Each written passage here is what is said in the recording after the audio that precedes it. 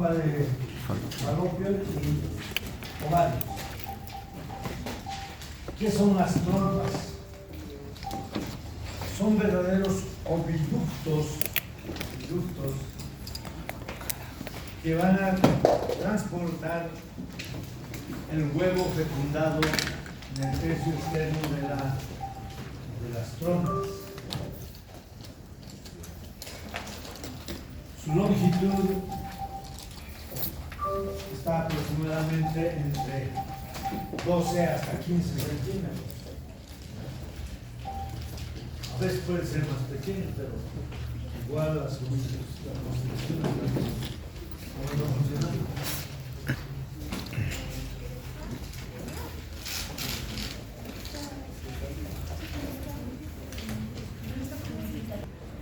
Entonces, tenemos las trompas, que no es más que las trompas y los ovarios son considerados como anexos del útero, ¿no? Anexos.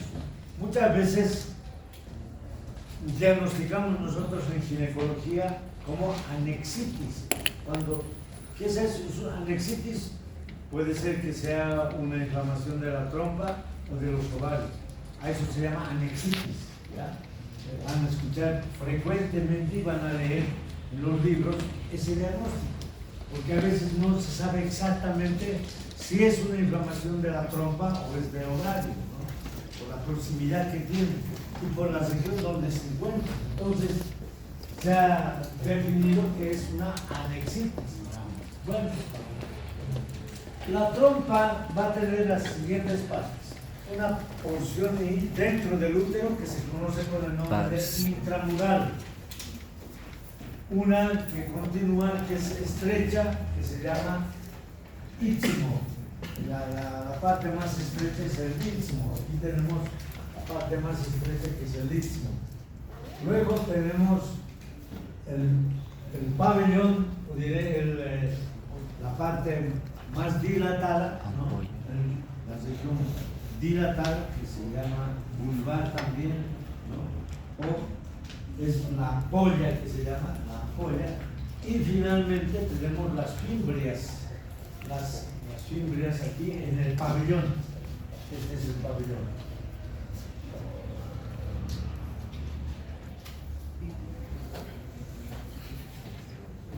Entonces, aquí vemos la parte intrauterina, intramural, el istmo, que es la parte estrecha, la parte de la ampolla, o región vulvar también, el infundíbulo y las fibras. Estas dos se conocen con el nombre de pabellón también. Pabellón, donde se encuentra el infundíbulo y las fimbrias, que son estas. Entre las fimbrias encontramos una en especial que se conoce con el nombre de fimbria de Richard, ¿no? La fimbria de Richard es la que se va a dirigir desde esta región del pabellón hacia el ovario, casi se une, como si fuera un ligamento. Pero es muy importante esta fimbria de Richard porque por ahí se desplaza el óvulo para dirigirse hacia la trompa y ubicarse en la región de la ampolla. Aquí el óvulo se ubica, se queda ahí hasta hasta que ingrese el espermatozoide y se produzca la fecundación, ¿no? Entonces, esa es la característica de estas fimbrias. Bien. La trompa uterina, aquí estamos viendo, tiene una función fundamental, que es la fecundación. ¿Qué es la fecundación?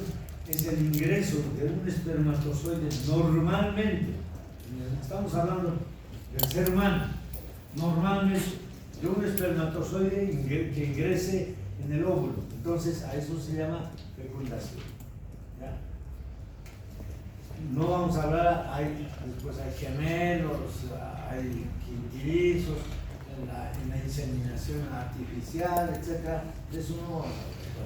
Vamos primero a hablar de lo que es normal, de lo normal. Entonces, resulta que el óvulo puede ir a esta región de la ampolla, llega hasta el istmo, etc. Pero lo más frecuente es que se quede aquí en la ampolla.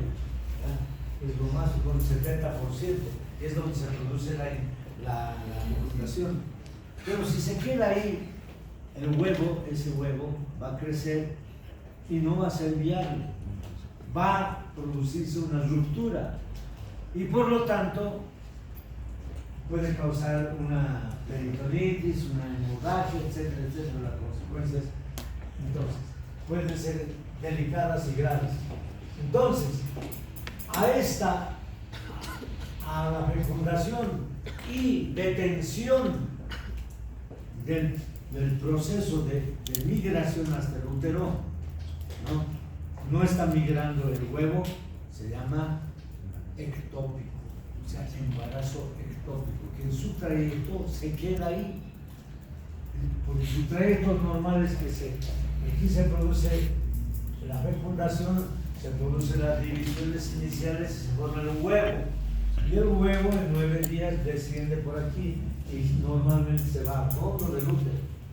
Es el embarazo normal. ¿Ya? Entonces, resulta que puede quedarse en este trayecto y se conoce con el nombre de embarazo ectópico, que no va a ser viable. Ese embarazo va a producirse siempre la ruptura, porque es un espacio pequeño, no va a crecer, se produce ruptura de la trompa y se vacía en la cavidad pelviana, se va a vaciar ahí, y hay una hemorragia masiva. Generalmente estas señoras vienen, es un acto de emergencia. Inmediatamente nosotros palpamos, hay un dolor intenso. Bueno, antes, ¿cuándo se dice? ¿De qué año se habla? Antes de 1990, ¿no? Toda la década del 80 y parte de la 90, diagnóstico clínico, entonces no teníamos ecografías, tomografías, no había nada de eso, era clínico. A ver, ¿qué tiene, señora? ¿Le está doliendo ahí? ¿Cuándo ha sido su último embarazo? ¿Cuándo ha sido su última menstruación? Está casada, sí, tenía que decir la verdad, si no podríamos nosotros dirigir a otro diagnóstico. Palpábamos un dolor intenso a la palpación, tacto rectal, palpábamos con sacudiduras, con irritación, restos de sangre seguramente ahí adentro, y era quirófano, urgente. O sea, ¿dónde llegábamos al diagnóstico exacto? En el quirófano. Incisión infraumbilical, o diré la de Halaguer, podríamos decir, ¿no? La de Halaguer. Abríamos, ahí encontramos restos de perforación de la trompa, etc. Entonces, hoy en día ya no, hay que hacer ecografía, hay que hacer tomografía. La señora está sufriendo, tirada en la cama hasta esperar eso. Por eso, clínicamente, yo soy de los viejos, clínicamente diagnosticamos, no se trata de esperar todos los resultados para entrar a operar. Hasta bien la señora está entrando en shock hipovolémico. ¿Por qué? Se está desangrando, pues. Y después, primero hay que estabilizar a la señora para entrar a operar. ¿Eso qué quiere decir? Primero tratarle su shock hipovolémico, mientras que le estamos metiendo sangre por un lado, por el otro lado está saliendo la sangre. ¿Cómo es eso? ¿Cómo vamos a hacer? Llegar a seguir así. Hay que entrar y resolver ahí adentro. Y para eso se necesita preparación. ¿Conocimiento de qué? De anatomía, mínimamente. Si no conocen anatomía, ¿dónde van? Nada. Los cirujanos nos hemos hecho en base a conocimiento de la anatomía y la práctica en animales. para ser cirujano nosotros hemos practicado mucho en perros, en gatos, en conejos, en cerdos, en corderos. Entonces, hoy en día ya no tiene que se toque, pobrecito el pesito, pobrecita la señora que se va a morir porque no sabemos operar. Eso va a ser el problema, ¿no? Entonces, ya ustedes, conforme vayan llegando a ser médicos, vayan pensando que tienen que ya saber bien hacer suturas, pues todos. Yo voy a escribir en este semestre. ¿Sabe qué hacía yo en este semestre? Porque no había esto de las teas, famosos, no había eso. Entonces, no estoy en contra de eso, sino sigan más, ¿no? Pero la base es la anatomía. Practicábamos en suturas, hacíamos, todos suturas. Hacíamos suturas en borderos, en cerdos, en intestino de restos. Evaluación, tipos de suturas, tipos de sondajes, sondas gasogásticas, sondas vesicales. En IPS creo que un poco se hace eso, ¿no? Pero no sé si se harán todos, no he visto cómo es la práctica. ¿Dónde hacen la práctica? En la IPS. Y todos han echado, pero todos. Sí.